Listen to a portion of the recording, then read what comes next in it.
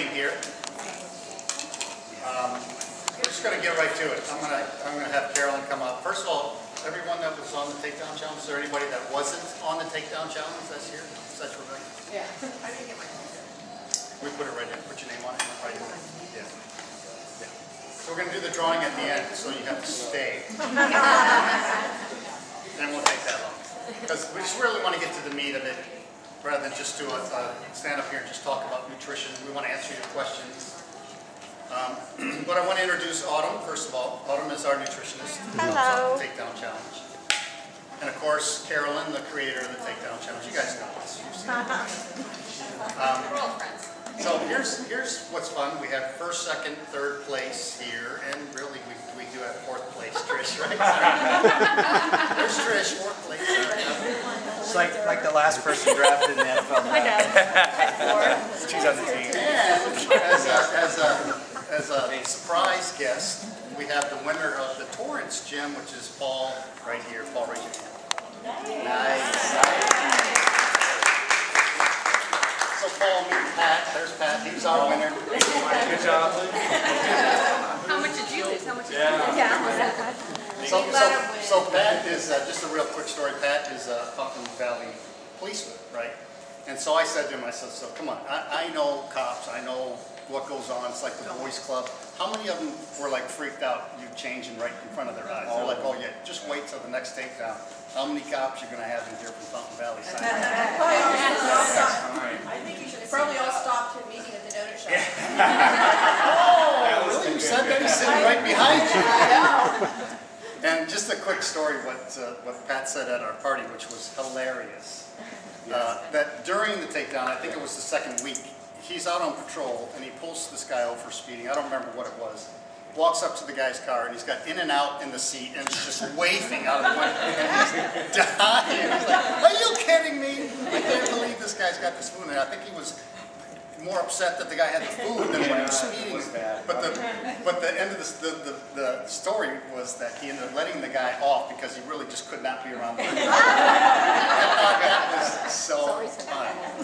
Yeah, the thought of walking back to the car and having to sign a ticket was just too much for me. I just couldn't do it, so we got a break. The secret is to keep In and Out in your car. Yeah, every time. I got out of it.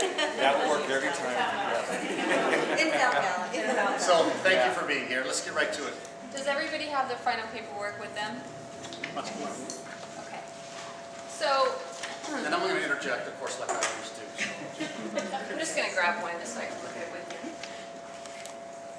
So the congratulations sheet obviously is here, you know, which we really do. We really congratulate you. That was a lot to ask of you in 28 days, and you all did so well. It was really, really inspiring to watch and to hear all of you. This is, I think, the most engaged group we've had so far in our 11 takedown challenges, or 12 or whatever. So that's awesome. And that's always been what we wanted. We wanted to be able to teach people and help people, and not just help people lose weight and send them on their way because they were going to Hawaii and they just want to look good and they don't care.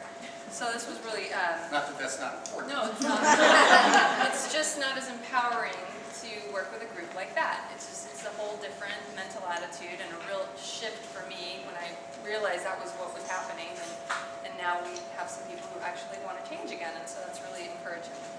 The green sheet, I'm teaching you a little bit about what a unit is comprised of, a unit of food. So all your protein, all your carbs, all your fats. We're just going to call that a unit. Yes, technically that would be 3 units, but remember we just talk about it like it's one little perfect meal, okay? So you can learn what each one unit is in grams of proteins and carbs and fats. So when you start looking at food labels and you're trying to see if it's something that you can have, the easiest one for us to talk about will be carbs. You know, so let's say you want crackers. I want to have these crackers and I'm supposed to have a 3-unit portion. I already know what I'm having for my protein. I already know what I'm having with my fat. But how many crackers can I have? And it will say on there per serving. Sometimes it's by the weight, sometimes it's by the number. Sometimes it'll say both. Sometimes most of the time with carbs it'll say 1 ounce, 7 chips or 4 crackers or whatever it is like that. And then it will say total carbs. Don't get fooled by the whole marketing ploy of the half, you know, the net carbs and all. Just ignore all of that and look at the one word total carbs, or the one big total. That's your number that you're looking for. So if you are having a 3-unit meal, then you're going to take this number and multiply it. So you would need 27 grams of carbs. So that's how you figure it out. So when you go to the pack and go sheet, that's all I did was I broke everything into 1-unit portions, and you now have the ability to make little meals for yourselves. So it's the same thing, but now you know the gram number. That's the only difference. Okay, does anybody have any questions about that? Okay. So one of the things I wanted to say about carbohydrates, and this is a perfect example, that in our nutrition program, in our thought process, and what we've learned over the years, that yeah, there's good and bad carbs. Broccoli we know are the best. Graham crackers maybe not the best. But sometimes you just want the graham crackers. As long as you don't go over what you're allowed in a meal, and you know like how many units you're allowed. So let's say it's that 27 number. So 27 grams of carbs is probably about 4 cups of broccoli. It's a lot because broccoli has very few. It's not very dense in carbohydrates. As opposed to graham crackers, maybe you'd get 2 of the squares this way. That would equal 27 grams. So as long as you didn't eat more than those 2, graham crackers are perfectly fine. And that's the best news about all this. I remember when I was, not to pick on cops again, Pat, but when I do seminars to a lot of the police force, and I tell them, I use the example, you know, there's broccoli, and then there's donuts. Sometimes you just want a donut, so we just have to figure out how many grams it is, and you can actually have that. It's when you have 3 or 4 that it gets you in trouble. I know that I could diet for a contest and get in shape on chicken breast and apple pie. I know that for a fact. As long as I didn't eat more of the apple pie than I needed at one sitting, my body will burn it up like throwing it into a furnace. The minute I eat 36 grams or 45 grams, which is easy to do because it's very dense in carbohydrates, then that excess gets turned to fat. Your body can't use it. It doesn't know what to do with it. It's very efficient at storing it as fat. So when we overeat any meal, that's what happens. Excess gets turned to fat. So when we eat these smaller size meals and we understand our portions, as long as we stay within that portion size, and there's a tremendous amount of freedom as what you can have for those carbohydrates and proteins and fats. What about sugars? Sugars is the same thing. If you took 27 grams of pure table sugar and ate that, it's the same as 27 grams of broccoli in terms of when your body breaks it down into the chemical form. Once it's digested, it turns into glucose. And that glucose your body uses the same way, whether it came from broccoli or whether it came from sugar. Now, the nutritional value of broccoli is way high, and there's 0 nutritional value here, so that's why you aren't going to choose those. You're going to try to make more choices. Our mother's always told us fruits and vegetables. That still But it continues to says be right. like sugar-free, Yeah. and there's still carbs in it, so I guess that's where. Sugar, alcohol, sugar-free sugar, alcohol, pudding still has or carbs. Well, that's what she's sugar-free talking about. creamer. That's why I go by what it says. If it says 0, a sugar-free creamer, 0 carbs, 0 protein, 0 fat. It's 0. It's gold.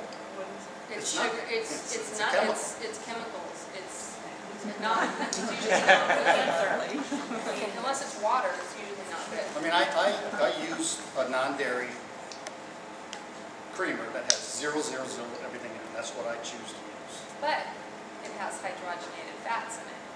I use that too. So you got to make It's a those. deal I made with myself. You know what I mean? It's And I up use to so you. little that it's, for me, it's not going to be an issue. So you say that if I eat 7 grams of that, 1 unit, 9 grams of that, 3 grams of that, I'm going to equal 114 calories no matter what I choose? Yes. Yes.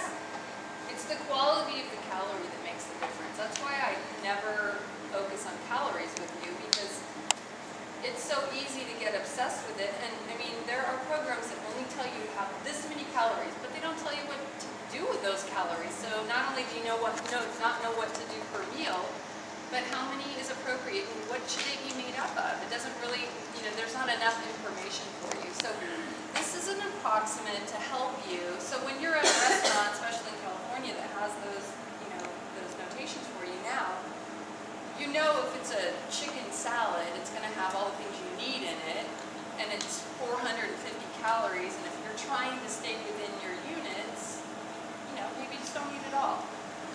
So, John?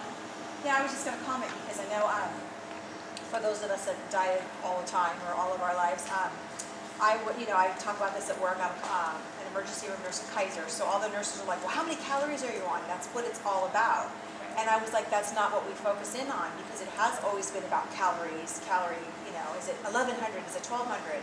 And I said, no, it's just a whole roundabout way of eating it. I would show them my list, and I think for the first time, I'm actually able to feel like I can go and order out with enough knowledge. Like you said, I can get the chicken Caesar salad with, it looks like about 3 ounces of chicken, a little Parmesan. Like I feel like I can make better choices when I literally can see that blue sheet in my head. Yes. You know, because you've been staring at it for 4 weeks, and I feel so much more informed than if you told me I can only eat at these 3 places. Yeah, absolutely. So that's huge. That's in terms really of huge. Forever. It's forever. It It's not is, it just, is forever, yeah. and it will always remain true for you. I mean, if you notice on your, and I'm just going to jump forward, but we need to come back. So if you notice on your, how I suggested you go forward, no one's eating more units per meal than your biggest unit, right? So if you were a 10 unit person, now I'm telling you you need 11 units, you're still only having, your biggest meal will be 3 units. You might be eating more often, and we broke those up differently, but you're still the same human being. You can still only burn that many calories. Yeah, that's really important to get. I mean, our saying in nutrition, there's no such thing as bad foods, there's only bad portion size. So just because I'm leaner or more active, or if I got off a run and burned 700 calories, if I know personally that my body can only handle 500 calories, just because I burned 7, if I ate 7, 200 of those get stored as fat because my body cannot use it. It doesn't matter that I was in a deficit or anything else. Your body can only handle so much per meal, and that's the thing to really understand. That's why doctors just kind of throw it out there by, just eat a bunch of small meals. I mean, they don't really tell you where they should be made of or how often or what hours in between. It's just kind of like the pat answer to keep you from eating too much at one time, ideally, because people that eat twice a day, I wish I had a whiteboard, so I want you to envision this. Let's say somebody is, somebody should have 1,500 calories, okay? If they only eat twice a day, and they eat 1,500 calories in a day, so 750 calories per meal is just too much food. There's hardly anybody around. Your lean body mass, you'd have to be a 280-pound, 6'8" guy to be able to handle 750 calories at one time.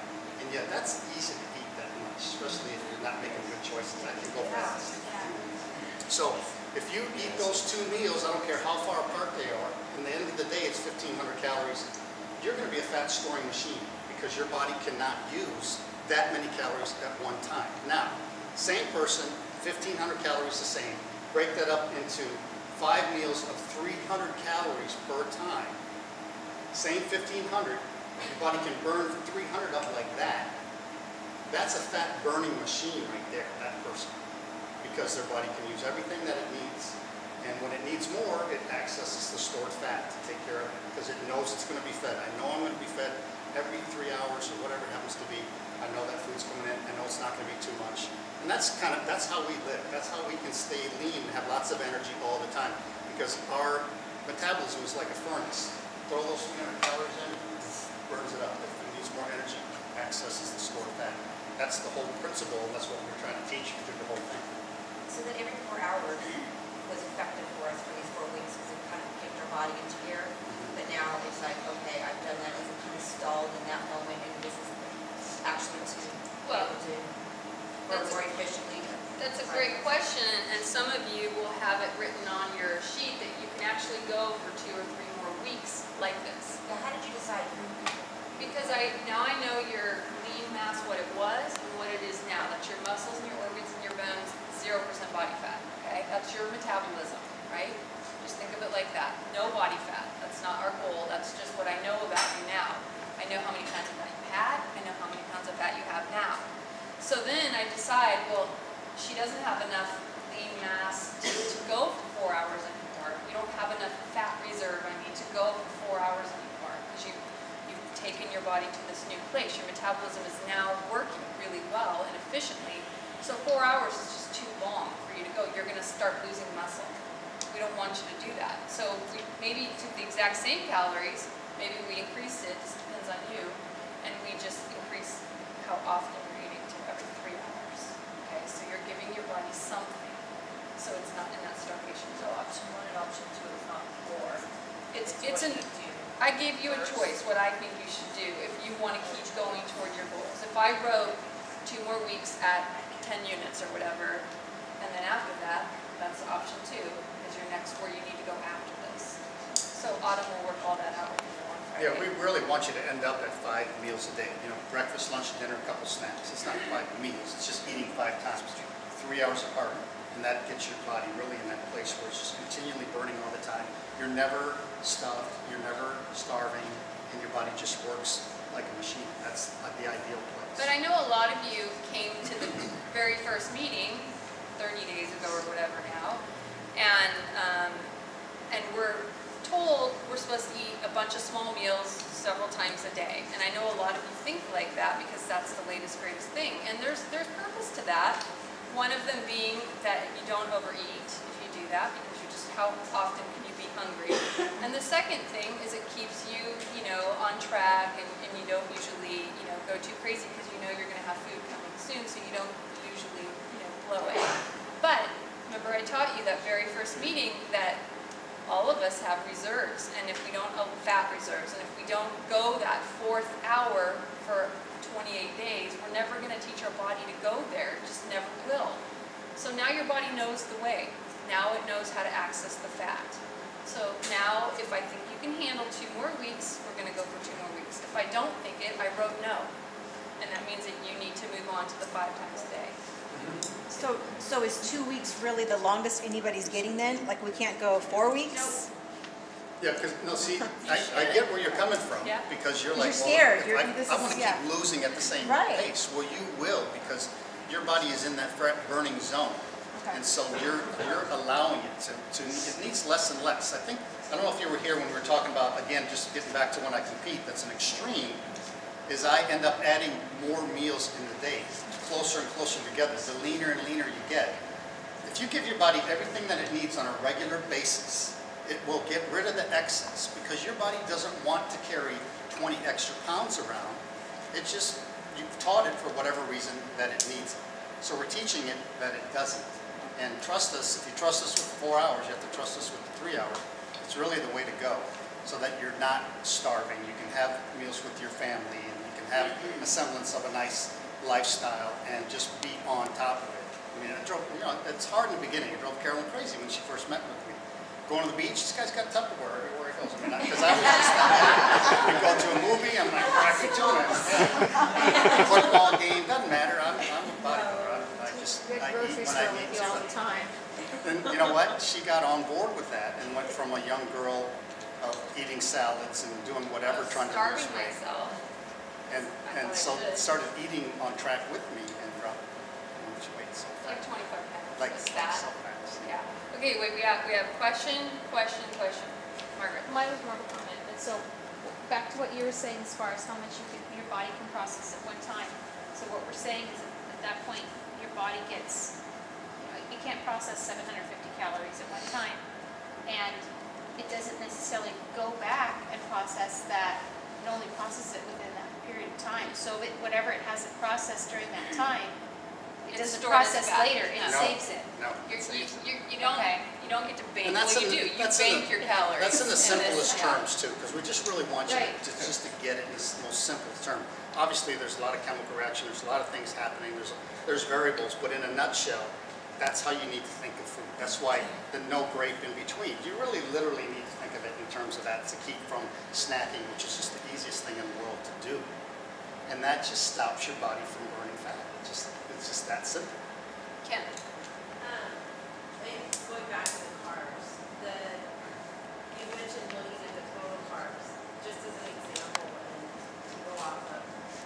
When you look at tortillas, there's like the low carb tortillas that actually have higher carbs, say it has like 20, but then it will give you on the bag, will say actual carbs. Okay, you need to ignore all that. Okay. It's a marketing tool to say that it's a low carb tortilla, because there's different kinds of carbs, right? Okay, so that's a fiber, which is a slower burning good choice. And then the other number is just, I don't even know what they call it. And then they separate them. And then on the very back, when you see total, that's the real actual value, carbohydrate value of that product. Okay, that's what you need to look at. don't get confused. I mean, I just bought a new bar today, and I've never seen it, but I heard of it, so I bought it. And I'm reading the label, and I'm like, you know, I know what I'm looking for, but it's so confusing. I mean, it's called a Quest bar. And I remember we had taste tested a bunch of bars in here, but I didn't know what they were until I tasted this bar and went, that was it. It's so sweet, but they say they have no sugar alcohol, no sugar, it's only 17 grams. I can't figure it out. I don't know what they put in there. Oh, gosh. Yeah. I'm scared. I'm scared, but it's the way they write it. It sounds so fantastic and an amazing product, you know. And I had people email me about it during the takedown from other states, and I just like, I gotta look more into this bar because I don't know what to tell them. And now I remember why we all didn't like it in here was because it was just way too sweet and just like, oh, like what did they do to it? So. Not to mention those bars, you have to microwave them, otherwise your teeth will break off. Yeah, they're hard as a I know. I was like, ugh, I was starving, but it was rough. My question is, right now I'm on the 4-hour plan. I'm working with Matt. If I had to make a choice, knowing that I could eat a meal at 2 to 2.5 hours from my previous meal, or stretch it out to be at 6 hours, what would be the better choice? Well, the problem with you is you didn't do the takedown challenge, so I don't know anything about you as an individual. Okay. So I don't know what your lean mass is. So for me to tell you one answer or the other, I might be doing you a complete disservice. So there's no general rule of thumb per individual? Not really. You look pretty lean to me though, so 6 hours is probably really far to go. I mean, like, that's probably not a good choice for you. Okay. Yeah. So that's the thing. I don't ever guess with people. I don't want to do that because I don't want to do you a disservice, you know. And so that's why these measurements are so important to get done properly, you know, so that we really know about you as an individual, and we take that very seriously. So, okay. Any other questions before we kind of move forward? Yes. Two. So are you saying that, say you go to the option 2, that your body's going to get right where it wants to be as far as, you know, weight and muscle mass and all that if you just follow that plan? Okay. And then second, so I've got, on my sheet anyways, I've got 2 options for how to dole out the units. Now, can you play around with that however you want, or? A little bit. Can we get to that with everybody though? We'll do that together. Okay. All right, so I just want to talk, Mike, you're the only person on your program, I think, where I wrote your lean body mass. Because you're old and you're new, because I know he came to me with a little different goals than you. You're old and you're new? He's old, lean body mass. This is what I know I am. You know, I want to know that Everyone I'm looked at gaining him. muscle. That was a big thing for him. He's a runner. He's got a lot of plans in his head on what he wants to look like. So I worked a little differently on his program for you. And so what I want to say about that is what was really great about this takedown challenge, this group, and Torrance, and San Francisco, all the different takedown challenges, is everybody gained muscle. Everyone. I mean, you gained significant amount of muscle.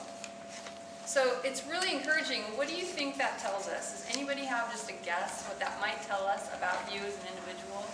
Ron? Oh, sorry, I thought what it would do for you. I guess the more muscle you have, the more you burn. Is that right? That's the outcome, and that's good. That's it. But what do you think that it shows us about you as an individual that perhaps led to you gaining muscle maybe for the first time and losing body fat at the same time? You weren't eating enough. You were starving yourself. So now you're feeding your body, you're giving your body what it needs, you're giving it everything that it needs, so it's going to respond accordingly, gain muscle because you're strength training ideally, or maybe you're just doing what you normally were doing and now your body's finally happy. And you're going to lose body fat. That's important to get to, because Mike, you weren't lifting, were you? No, so you gained lean mass because your body was getting starved. Your lean mass was getting starved. So finally we're giving your body what it needs. And so on a cellular level, your body was just getting better and better. Younger, really, because each cell that was coming back was coming better than the one previous, as opposed to natural aging each cell comes back a little bit less than each one. So your running and everything that you did, putting on that lean mass was great. So you were starving. So if you think about how many calories a pound is, it's 3,500 calories of fat, right? Fat is one pound weight is the equivalent of 3,500 calories. So whatever you just lost, think about that in calories too. That's pretty great. So if you lost 10 pounds, 35,000 stored calories are gone. Okay. 35,000. 10 times, yeah. Okay, So if you lost 20, you could have walked to San Francisco and back without ever eating, because you have enough calories to burn in 2 minutes. Just saying.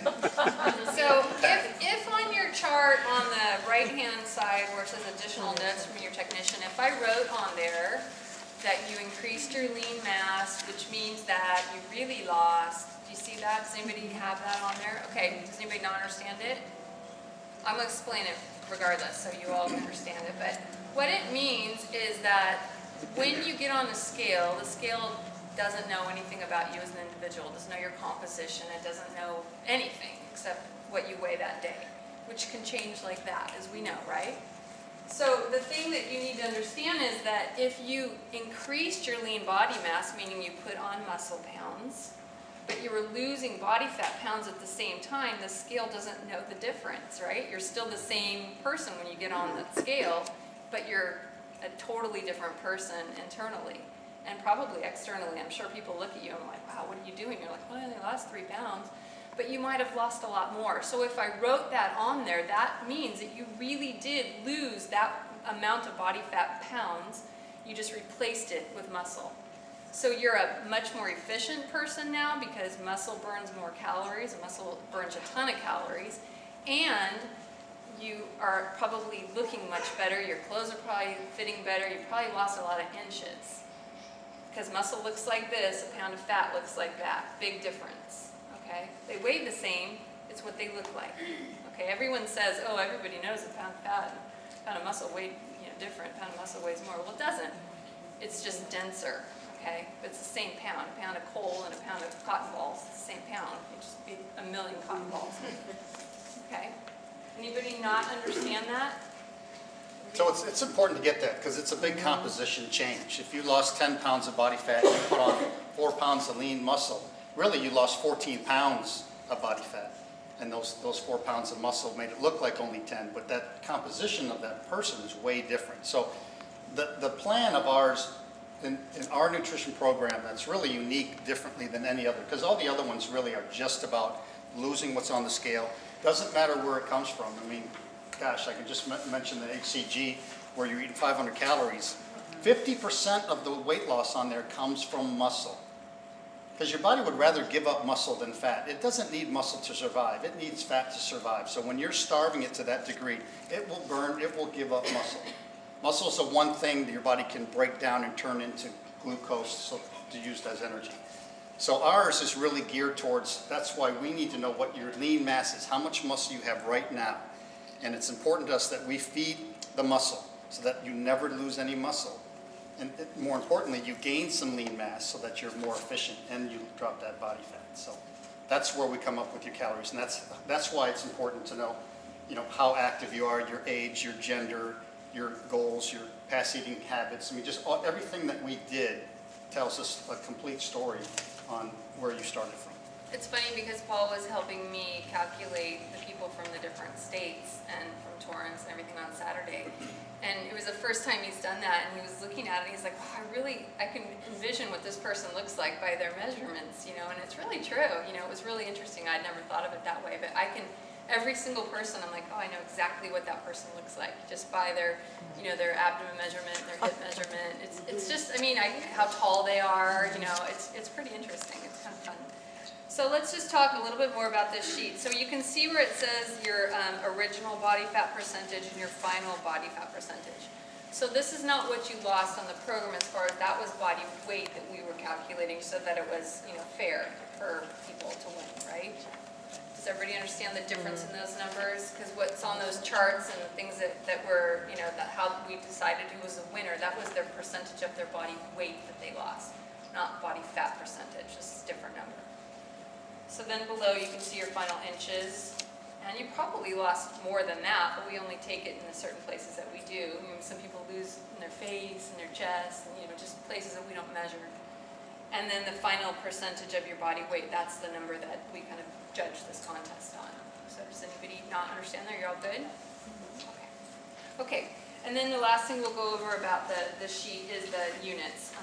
Back to you when we were talking about this a little bit ago. So, Kathy, so if I suggest to you like a number, some people got one number and then the no, and then down below they got the choices. And some people got 2 more weeks, and then this is what I want you to do after. And then I gave you choices of the units on how to break them down that I think might work for you. What I think might work for you, you might not think will work for you. And yes, you can manipulate those numbers as long as you stay within those numbers. So if you have 11 units, let's just say, and your choice is 3, 1, 3, 1, 3, okay? That means you can never go over 3. Okay, you can't go 4, 2, 1, you know, can't do that, but you can play around a little bit. Try to be consistent so that your body always knows what's coming. Okay, don't one day do one thing and the next day do, you know, and then, you know, try to stay on a plan. It's easier for you too and for your body. Just try to stay there. I gave you some different choices. It might not be what you want. You might not be a breakfast person and you want to go to a 2 unit instead of a 3 unit, whatever your deal is. Just don't go over the biggest number. Like, don't bank them and go, oh, well, I'm going to have 6 units. 10 for dinner. Okay, it doesn't work like that. Back to the calories, we understand that, right? So we know that we can't do that. We can't get away with that. That's not healthy for us. Did that answer your question, Kathy? Yes. Okay. Kathy, you're a perfect example of going to 5 because you have very little body fat left. I mean, you did fabulous on it and you look amazing and you're exercising, you're doing all those things. You need to eat 3 hours apart, increments. That extra needed is Yeah. Yeah. Wendy? Why did you get an extra unit? It's for me. Oh. It's part of my formula that I use for you. Did you get an extra unit? Yeah. Okay, there's a question of why at the end now that you might have extra units. Like, how can, now you're adding food to us, but we still want to lose maybe. Because it's that same thing. Your body is a fat burning machine now. It's more efficient. And in order to keep losing, you have to feed your body. I mean, Paul, if you don't mind me using you, used the example of you could not believe how much food you were allowed to eat. And yet every time you came in and weighed in, more and more weight kept on dropping off. I mean, it was so much more food than you were used to. And you're continually questioning, it's like, oh my gosh, is this really okay? I mean, like, how can this be possible? That's where we want your body to get. So I'll take it to the next step.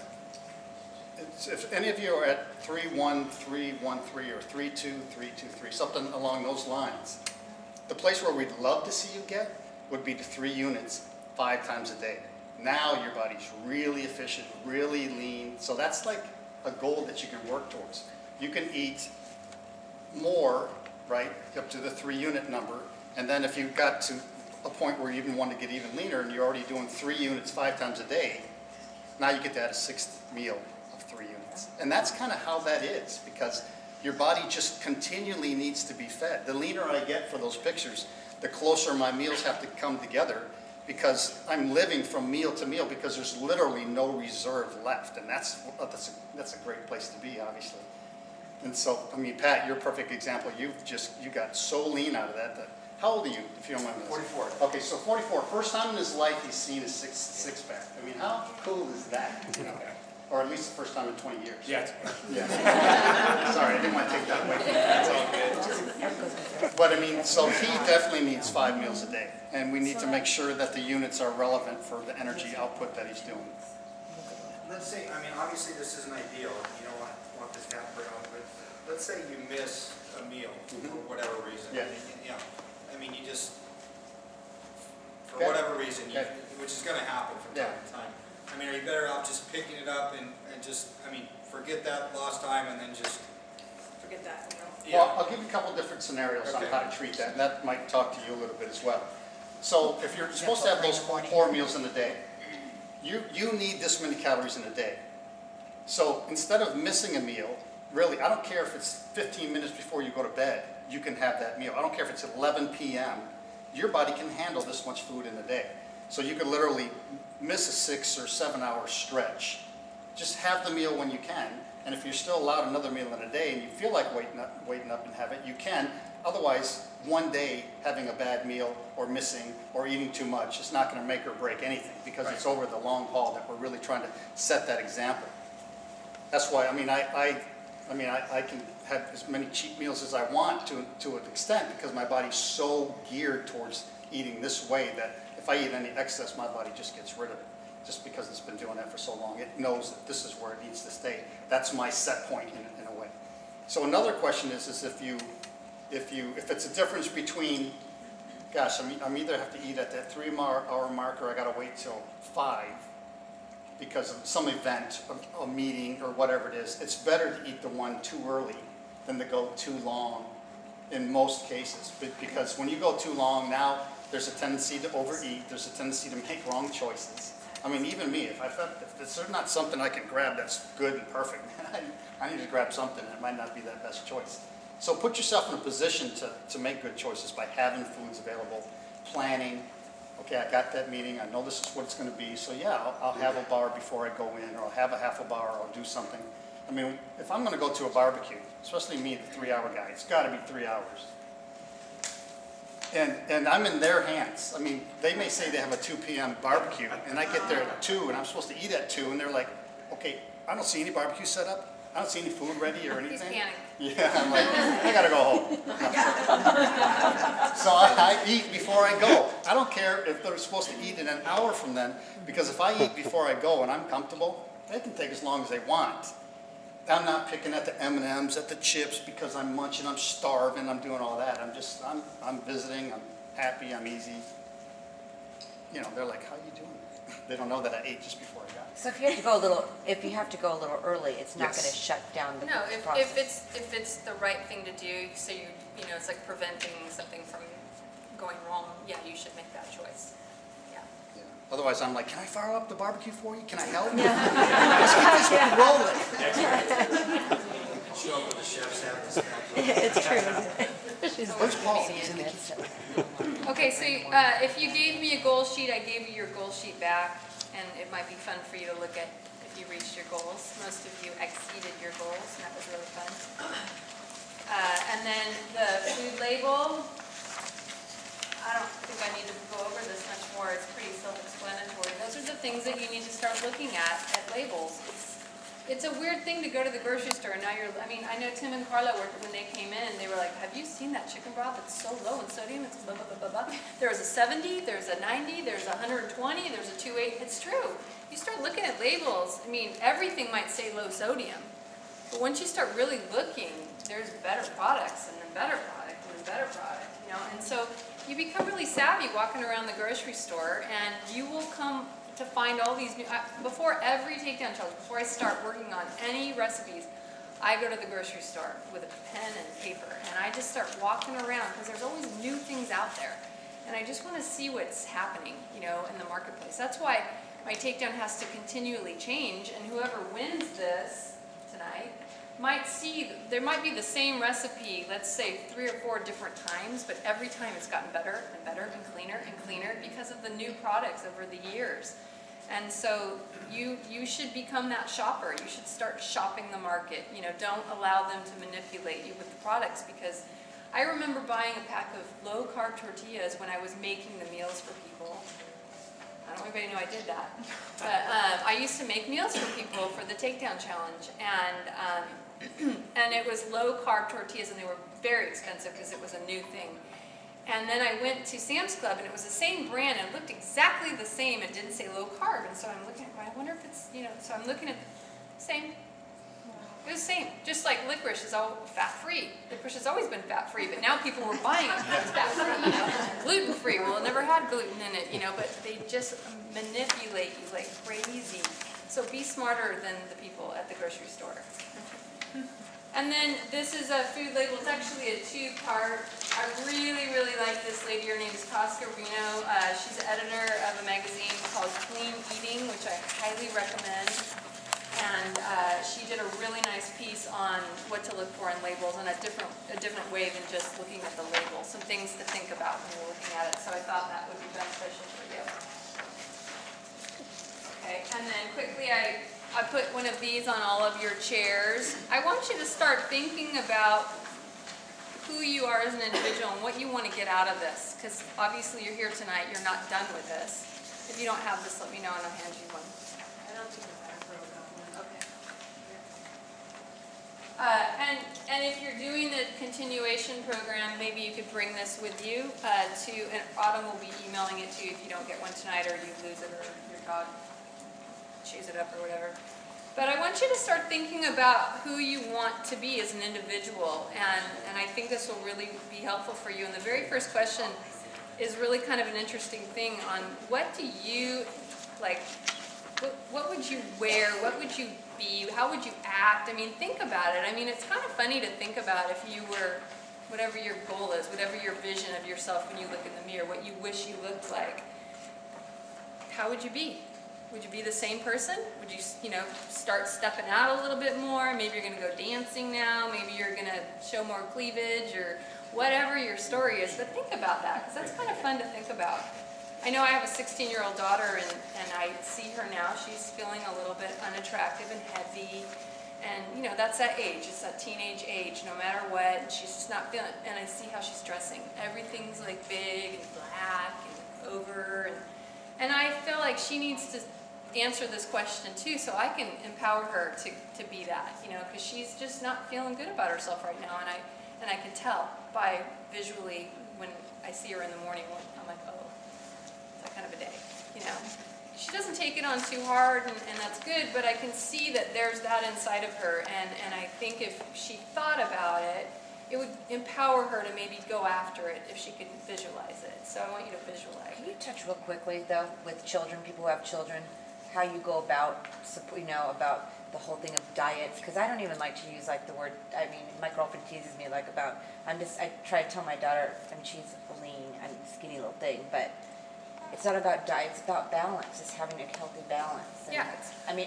How do you go about it with your or did you with your daughter? Yeah, well, yeah. Because you never want them to have issues. I never want her to have no. body image issues or anything. Absolutely not. No, I think it's wise to not talk about diets to your teenagers, especially. But I think talking about health and food and how food gives you energy and thinking about food on a different level than how, but it's so difficult for kids, just like it is, these grown-up kids now who they're so social and everything they do with their friends is going out to eat. Let's go to eat. Let's go to have a glass of wine. It's always about that.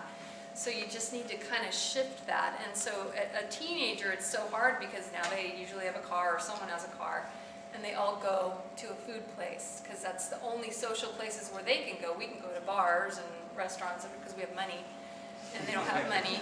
So I think if you just talk about, it's the choices that you have in your house. It's how you become as a shopper. It's the things that you make available to them. When I hear parents complaining about their kids, I'm like, well, who shops? Who's buying those foods? Yeah, I can't get her to stop eating Oreos. Well, it turns out they're my favorite as well. But still, I can't get her to stop. So stop buying them. Yeah, you do it as a family, and you do it to be healthy. So in our house, that's just the way that it is. I bought pop chips for them yesterday in the bags that are portioned out for them because that won't be a problem because most people will eat the one bag. They won't go into a second bag. But if I had a whole bag of pop chips, that's harder to have your portion, and then put the bag away. So I try to think like that for my family. Little things like that. I've said this before, if you want your kids to start eating fruits and vegetables, buy it and prep it. Because if it's prepped and ready to go, they'll eat it. But they're not going to take the grapes out of the bag and physically wash them because that would be hard. But if you just cut them all up and snip all the little pieces, and so they're like little bundles, they'll eat them like that. It's the same thing, carrots, just have it ready to go and they'll eat it. Yeah, I will say that about our house. I was talking to Paul and Trent earlier, how fortunate I am because Carolyn is that woman. She does prep things. I can go there at any time and there's the tuna salad or the chicken salad or leftover steak and stuff. It's portioned out, it's there, it's ready. It makes it easy. And it does take extra work, but there's a huge payoff for that. And then when your kids see the choices you're making and they want to make those good choices and you're teaching them, you're setting an example. I always said the best gift we ever gave our children was to teach them about nutrition and about making good choices. and about the time in between and not eating the snacks and making good choices. So then it allowed us to completely back off on what they chose to eat because they know the right choices now. They know the consequences of good choices and poor choices. So if I saw my daughter eating pizza 3 days in a row, I don't have to say a word. She knows what the end result is there. You know, so I don't need to say, really eat pizza 3 days. I mean, she doesn't want to hear that from me. She knows, but so it's important to teach them and give them the tools to be successful. It was funny because even just tonight, we were home and my 20-year-old, who's slim as can be, always makes the right choices. She runs with Carol. I mean, they look like twins. It's amazing. And she says to the 16-year-old, hey, Mom, Dad, let's order some Papa John's. And the 16-year-old's like, no, I'm not eating that, you know, because she wants to make those right choices. I mean, we really see that effort. She's really trying. And so we help her. I make my eggs every single morning. She made a request the other day, just kind of almost offhandedly, like, every time you make egg whites, can you just make me some? I'm like, that's the easiest thing ever to do. And I love that request, and it's everything I could do, not to jump up and enjoy, you know. So I made them. It's easy. I'm making my own. I make hers, had them ready. Daisy, get ready, you know. Then she was asking Mom, what's a good carb to go with it? So we just teaching her, but it's nice to have her reach out. But again, it's letting them know that that's available and having them understand that snacking in between. Because when they go to high school, it's really bad. I mean, these kids, the crap that they eat in the first period is unbelievable. If you really want to know, go to Albertsons before school starts and see those kids in line. They are buying bags of Doritos, Flamin' Hot Cheetos, Monster drink. That's their breakfast. That's disgusting. It's so sad. But here's something I just wanted to share with you, which I thought today I was running on this trail and I had lots of time to think, and I saw a cigarette butt, and I saw out in the middle of this beautiful place, and there's a cigarette butt. And I'm thinking to myself, how counterproductive for anybody if they're walking or running to be out here and have a cigarette, you know, in nature, you know. There's an ocean, and it's like, looks like Ireland. It was so beautiful. And then I took that one step further, as I typically do, and I was thinking about how many people, well, it starts with the 16-year-old, says, I'm going to go run, and then, you know, and then they are pigging out, and I'm like, what are you doing? You just did that great thing. Oh, well, I just did that. I can have this now. And I think that habit gets carried over, which I did, until now, when someone's telling you that doesn't work. If you want to get ahead physically, and you want to look a way that you want to look, just because you ran 5 miles, you don't deserve to have a little bit more food. Remember? It's like counterproductive. It's the same thing as a cigarette butt. I was putting the whole thing together in my head, just going, that's what I see people doing. I even had somebody on a hike during this time say to me, this other nutrition program that starts with a WW says that if you do a lot of exercise, you can have as many fruits and vegetables as you want, and you probably should have more calories that day, like more points or whatever they use. You get to eat more points based on how many exercise. I about fell over. I'm like, really? Then why exercise? I mean, besides all the good things it does for your heart and everything, it's like, it just doesn't add up. So if you're status quo and you're happy as a clam the way that you look, then I do know people that run strictly so they can eat as much as they want, and that's fine. That's fine. If that's your goal, then that's fine. But if your goal is to get ahead and to look a certain way and, you know, have all those things that you want, to be this person that you envision yourself being, just because you exercise a lot doesn't mean that you can eat more. It doesn't work like that, okay? I went and ran 8 miles. Guess what I ate after my 8 miles? It's a Quest bar. I deserve to eat more, right? Right? But I stayed with my 3-unit Quest bar. So it's because I want to look a certain way, and it's worth it to me. So, I mean, no amount of food is going to make me feel so much better just because I ran 8 miles. So you just got to change that. If that's a problem for you, change that thinking, because that's a problem. Okay? I just was thinking about that today. Well, not only that, but it gets to be a losing battle if you reverse it and you eat a certain way and they go, oh, well, I'll just do this much cardio later. And then if you miss the cardio by chance, and then it's pretty soon you're like, wow, I got to do 36 hours of cardio to pick up. Well, if you think about how easy, like Paul said a minute ago, how easy it is to eat, I don't know, 750 calories, how hard it is to burn it. It's a big difference. It takes you hours and hours of exercising to burn that. You can do in damage in 5 minutes. 5 minutes if you want it. I mean, it's easy to do. Okay, so back to the sheet. I just want you to just read this. I want you to answer it. And if you're doing the continuation program, bring it to Autumn. If you're not, this is just great thinking for you. I really want you to think about yourself and what your blueprint is, what you want out of your efforts. Because it all comes down to your efforts. You know, we have provided you with all the tools, and you know, we're not going anywhere. We'll continue to do that for you. But now it's up to you to make this work in your life. You have everything you need. There's like nothing's going to change, right? Except you're going to keep on going forward. You have a million recipes you probably never even tried. You have a ton of ideas with that blue sheet that's ingrained in your brain. You know the bars to eat. You've got the protein powder in it. You've got everything you need, all your tools in your chest. It's just up to you to keep on chipping away. Wendy? I had a question regarding the blue sheet with the carbohydrates.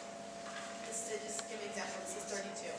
I'm allowed 27. I shouldn't buy that. I'm not.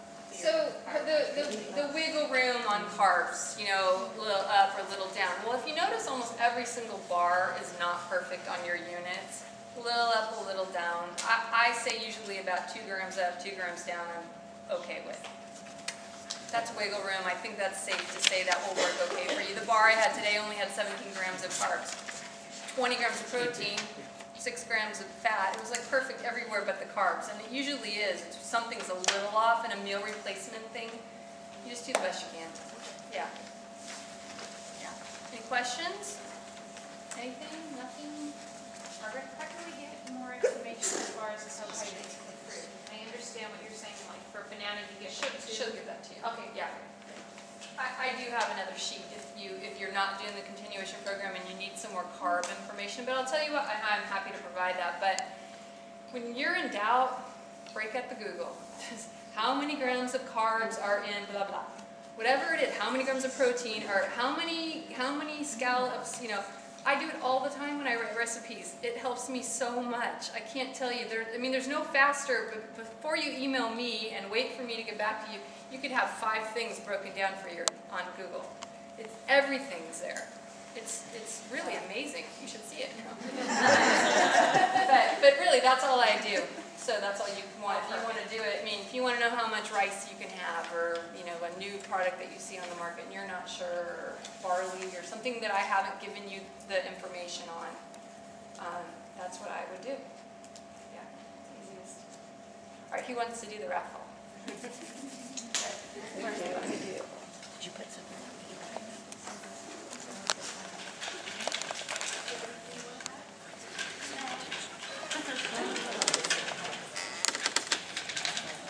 So one drawing for one big basket. Paul, the winner in Torrance. Mr. Unbiased, doesn't know anybody in the room, not going to pull any favors. You're the man. You probably can't fit his hands in. I'll read it, you can just pull it out. Only one. Margaret. Yes! She's the one that tried the most recipes, and I told you that at the party.